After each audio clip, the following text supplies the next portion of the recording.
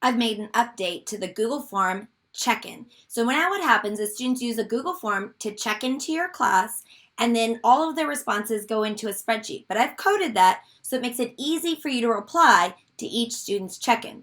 Now previously I would put the date in the subject line for when you reply to the students, but it was in Greenwich Mean Time. So I've updated it so it's now in the time zone of your spreadsheet.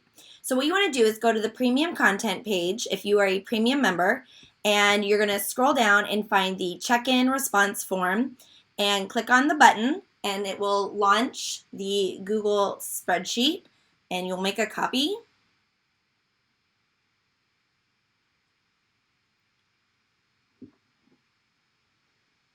As usual, you are going to wait for the code to load. You're going to need to authorize the code, and it might give you a scary screen saying return to safety, that no one at Google has reviewed the code, and that's correct. I have not submitted it to anyone at Google, but I did code this personally, so it is safe. So you might have to click on the words advanced and click on the words unsafe to continue. It is safe, it's just no one at Google is going to verify it because I didn't ask them to. So now that I am here in the spreadsheet, you'll see there is a menu up at the top that says reply, and you're going to want to go through some of these steps. The first one is to authorize the add-on.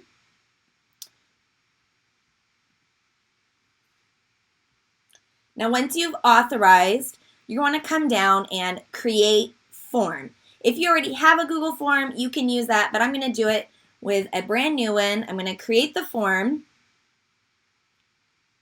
And you'll see that it created a tab right in this spreadsheet, and it gives me the link to the Google form. This first link is the link to edit,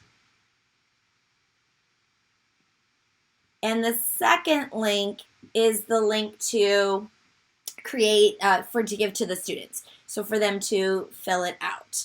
So you'll see that it gives the email address automatically, first name, last name, the check-in, additional feedback. If you'd like, you can edit what these say. You have control over this, but it is really important that you have it in this order, that you have the email address, the first name, last name, and then you have some question. It doesn't have to be this question. You can edit it, and an additional question, and again, you can edit. You can add extra questions, but those won't be included in the email that is sent, so that when they fill it out, their responses are going to come to this spreadsheet. You're going to want to go to the reply tab and setup. And this is the form link, which we already have from the other sheet, so you can edit that if you want to. But you'll notice by doing setup that it has created a column for you to respond to the check-in. So let's take a look at what this looks like. So this is the one where they fill it out. Typing a little too fast. So when students submit, then their response would come here into the Google form. If you want, you can use the reply menu and choose wrap, and you can see I can now see, I can see their full answer in column G and column H, and then what I'm going to do is I'm going to respond.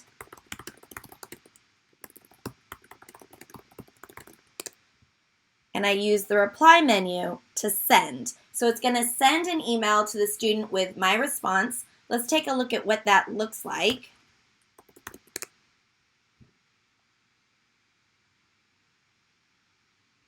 So here is the email that I sent. Notice it says put subject line here. That is my fault, because what I should have done is on the spreadsheet on the info tab is it says default put subject line here. Here is the weekly Keeler check-in. So let's fill out the form one more time, submit another response.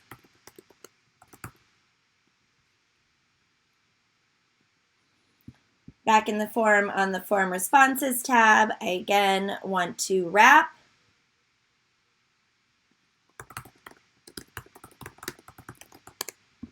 Reply to the student or students, and when I send them all at once, I can reply to everybody and then choose send. And you can say, here is the weekly Keeler check-in. So you'll notice that you do want to, on the info tab, modify the subject line so that it is customized for you in the email. And you'll see that what's new is the timestamp. It looks nicer and it is to your time zone.